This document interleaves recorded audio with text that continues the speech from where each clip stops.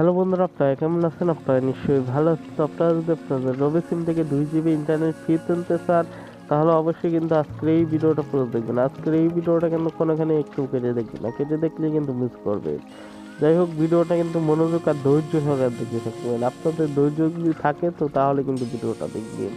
যাই হোক, অফারটা নেওয়ার জন্য কিন্তু সরাসরি চলে যাবেন ফোনে ডায়াল পেডে। যাই হোক, আরেকটা কথা বলি, এই অফারটা কিন্তু সকলে নাও পেতে পারে। মানে যাদের সিম অফারটা থাকবে শুধু তারাই অফারটা পাবে, আর যাদের সিমে না থাকবে তারা কিন্তু অফারটা পাবে না।